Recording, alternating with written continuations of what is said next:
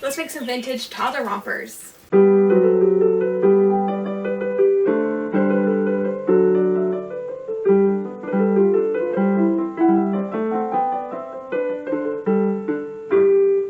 Hi everyone, my name is Caitlin. I teach old-fashioned sewing skills on my channel. Typically, we recreate originals, which is what we're going to do today.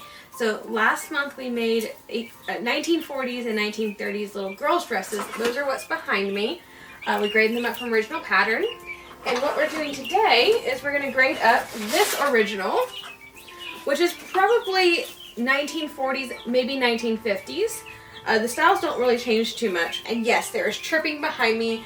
We have guinea keats that are too young to be outside right now. And so yes, they are allowed. They don't know why I'm in their space, but their space is also my sewing room. So anyway, I got this from my friend Kimberly, who has children, and she found a bunch of vintage stuff, and she gave a big bag of vintage clothing to me on the condition that I pattern it and make the patterns available for people. And so I'm going to grade this out. I'm looking at this size going, this is probably about a size 3T, given the waist size and the inseam. So that's about as big as I want to make this garment. I'm trying to do more 18 months 2T, 3T. So I'm going to have to grade this down quite a bit. I'm not going to be using a solid fabric because I don't keep solid colored cottons because they weren't used in the 19th century, so I just don't have them. So instead we're going to go with the same color schemes as this. So for the blue one, I have this blue stripe, chambray, and then I do have extra of this. And then instead of pink, I don't have any pink stripe, but I do have a red stripe. So we'll just use this instead. So what I'm going to do off camera is grade this whole thing, because this video is more about the sewing as opposed to the actual grading. I'm going to get this done and then reconvene to actually cut the pieces out. I am going to go ahead and do all of the shirts white. I just think it looks better. I may regret it when having toddlers who won't stay clean, but we'll see.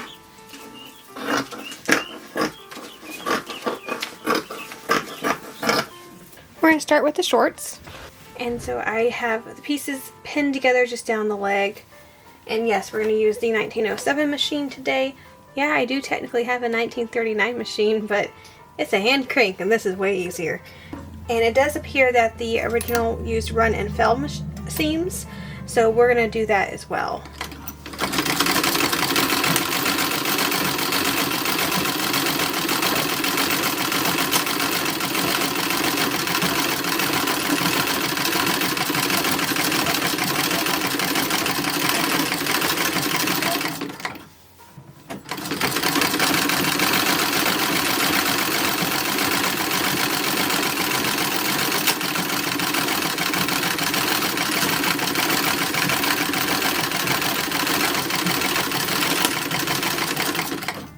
Now we get to fell the seam, and look how perfectly those matched up, aren't they?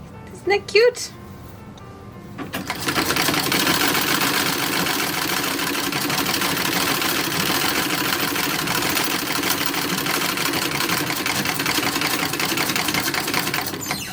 See, that one did not match up. It did up here, but down on the very bottom, which granted is going to be inside the crotch. So is anyone really going to be looking there? Also, to be fair, this is a toddler's outfits, and toddlers do have a tendency to roll around, hang upside down, do handstands, fall. So yeah, it probably will be seen.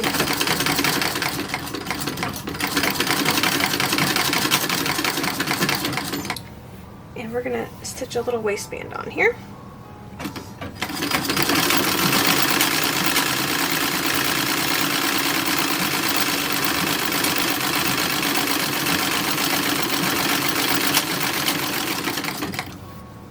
These came out, the teal ones, nothing matches. I was like, well, hopefully maybe that's just the front matches, and but no, nothing matches. And I've decided I don't care.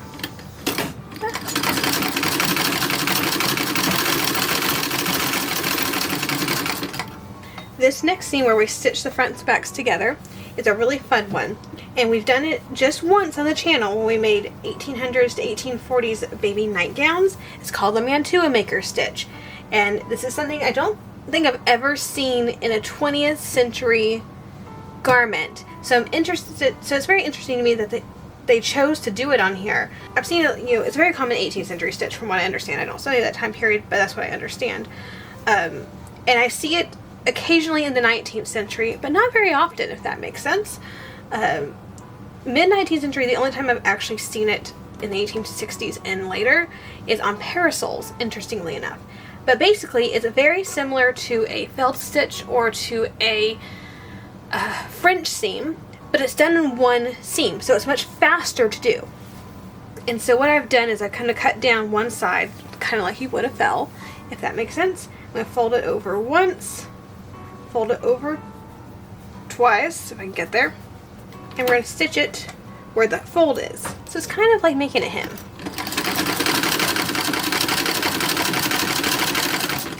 Like this. So it looks very similar to a French seam on the inside, but there's just no seam here, and you got to do it, the entire thing, in one seam. And then from the front, there is no seam like with the felled seam. There's a seam here. It's very interesting to me that they used a felled seam here, but then used the mantua maker's hem here. I don't know why, the both, but I thought it was interesting that they included this, because again, I haven't seen this in the 20th century. Alright, now we're going to start binding some edges. So first off, we're going to take where we did the mantua maker stitch, and this top part, which is open so you can get the trousers on and off, is bound with a little bit of bias.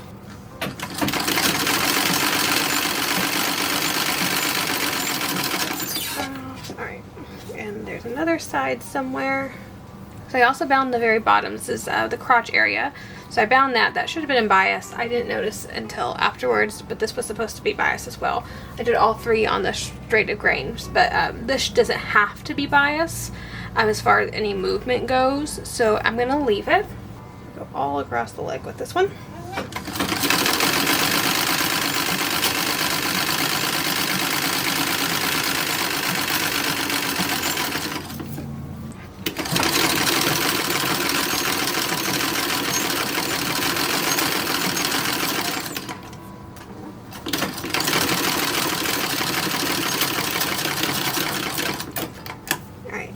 So the very next step is going to be buttonholes, which I am going to do by machine because the originals are done by machine. I have my buttonholes done, I have my buttonholes cut. So this is it, the very last step for the little trousers. Then of course we're going to make the shirts. So on the bodice we're going to start with the sleeves. So I am French seaming them because apparently the felled seam and the mantua maker's seam on the pants weren't the only ways to finish these seams on this particular outfit. Yeah, we're also going to have French seams.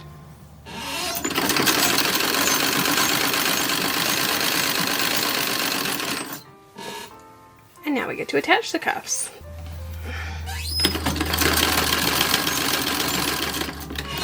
These tiny little circles, and sewing in these is always difficult.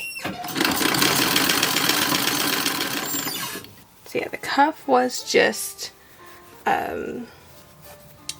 the ends are folded in and then it just stitched right over, kind of encasing it. So it's which personally I think would be really cute, decorated in some way with the color.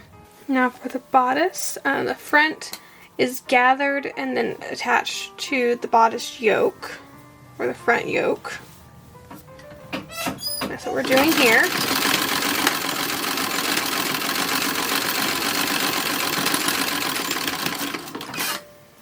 Alright, because I'm going to eventually put this pattern out, I want this on film because it took me longer than it should have to figure this part out. So to do the front placket on the bodice, or the top piece, I keep saying bodice, so I'm used to doing that. So there's these two facings. They're both exactly the same from what I can tell on the original. One you fold in half. I'm also doing this for me whenever I write out the pattern. So one gets folded in half. The other one, just the edge gets folded down and it's left raw on the inside. Okay. This is flipped over. These raw edges are lined up with this raw edge. All of that is folded over.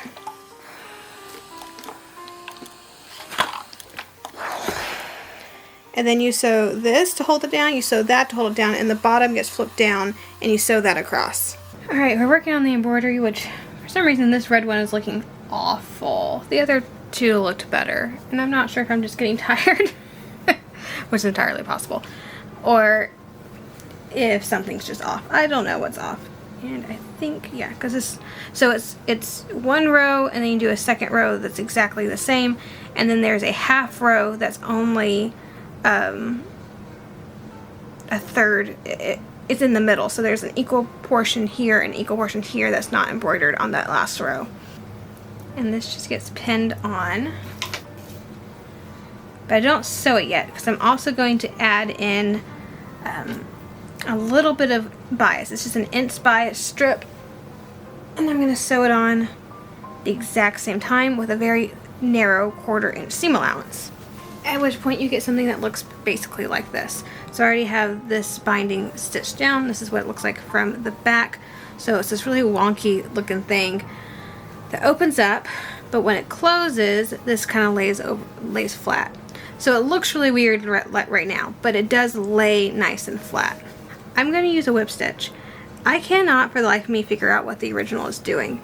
So I can see a machine stitch on this side. There is not a machine stitch on the front side. I can't pull this apart and say that they just stitched it down to just the facing and then turned it over. No, the whole thing's stitched together, and I cannot figure out how that works. And the last thing I'm going to do to prep the front is go ahead and put it on the waistband. So this looks like she just put a couple random, I keep saying she, it has a tag in it, so it appears to be somewhat professionally made, whether it was professionally made by one person, or if it was like a company who outsourced to a person, or there was like a, what's the term? Assembly line where, you know, people did certain parts. I don't know. I'm just saying she, as in like one of the people who put this together, or the person who put it together. But it's just like 6 little tucks to make it fit the waistband, and they're not really evenly spaced out either. We get to sew the front and back together. This is done with a French seam on the original. I'm not going to sew the shoulder seams, because although logically to me I sew the shoulder seams and the side seams at the same time, flip them over, do the French seams, no, the shoulder seams are done with the mantua maker's stitch. So that's weird.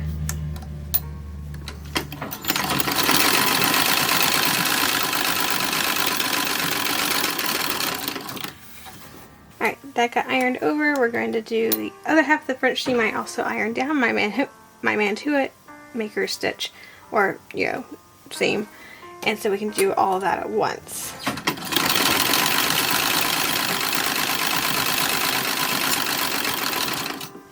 It just seems so strange to me that they would use so many different ways of finishing seams on the same article of clothing.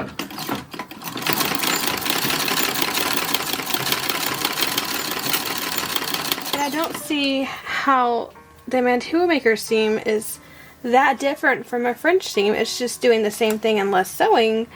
In which case, if you know how to do a mantua maker seam, why are you not doing it all the way around?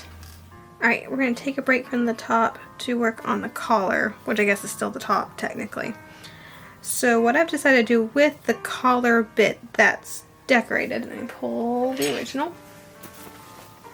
So it has this colored bit at the very edge. And I'm just doing a whip stitch and just whipping it over. It's finishing the edge, kind of. And then making it kind of pretty at the edge. And just attach it to the collar, and we're going to sew this. Or sewing the trim to the collar, so the collar trim.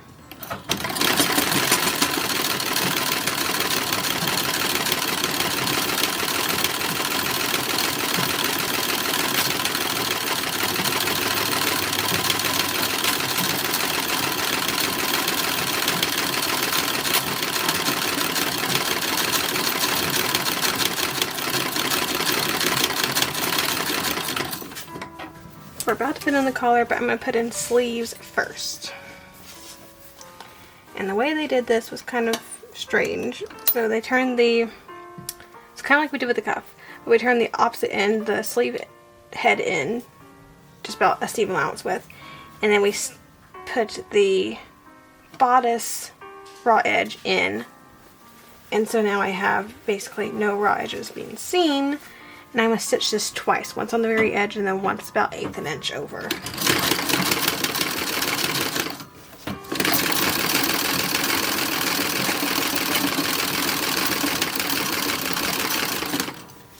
Now for the collar.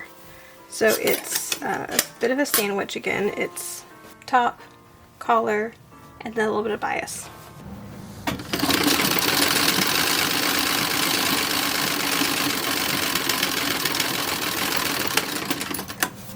And then we fold that over.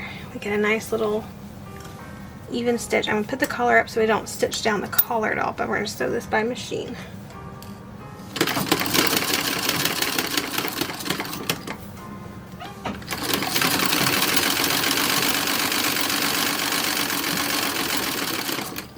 I have 3 buttonholes to do that I'm going to do off camera, and then if I haven't forgotten anything, we have buttons and we're done.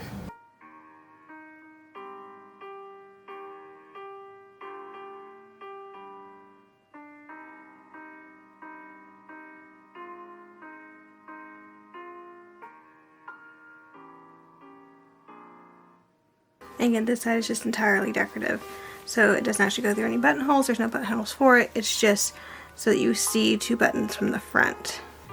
Very last step, bottom buttons. And then its back one goes over the button, and then the front one goes over top. Alright, well, there is our finished project. So that took much longer than I expected it would. I had 1 day slated to work on this, and it took me 2 entire days to do all 3 of them. That's mostly because I vastly underestimated how much time it's going to take me to do that embroidery. Oh yeah, they turned out really cute. The trousers ended up a little bit wider than the tops, and I'm not entirely sure how that happened because when I match up my pattern pieces, they do match up.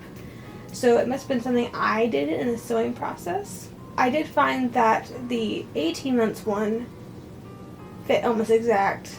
It was the bigger 2 sizes that didn't, which is weird because that biggest one is exactly drafted off the original, which the original does actually have trousers that are a little bit bigger than the top, but not by that much. But it should still be fine. I mean, having it a little bit bigger in the trousers is always ideal, especially because I planned a cloth diaper, and that's I mean, hopefully by the time they're wearing 3T, they're not in diapers, but the 18 months one, they might still be in diapers, and they need a little bit of extra with the cloth diaper than you would for a disposable. So I think that's probably gonna work out for the best anyway. Very happy little accident right there. I think they're adorable. I do think, again, that blue smallest one is my favorite. And I know I said that about the little toddler girl dresses that we made. I think part of it is the fact that small things are cuter. I think another part of that is blue is my favorite color. It's not to say the other 2 aren't cute. I actually do like the teal plaid a lot better for a little boy than I do for a little girl, which is interesting. And the red one's fine. I almost would have preferred something not pink. Personally think that a coral pink or like an orangey pink looks very nice on a little boy. But overall, I am happy with them. Before I put the pattern out, I may take that smallest pattern and make the crotch area a little bit wider. But other than that, the pattern pieces worked out really well. I did find the back tops, the arm side was a little higher than it needed to be, and I had to cut it down just a bit, so I'll make that change, but it should be a very simple change. Other than that, I'm very happy with how I graded it. I think it worked out very well. And yeah, we have more projects done. So I think that's about it for today. If you've enjoyed the video, please like, subscribe to the channel, click the little bell notification so you're notified anytime I upload a new video. And as always, have a fantastic week, and I'll see you back here in the next video.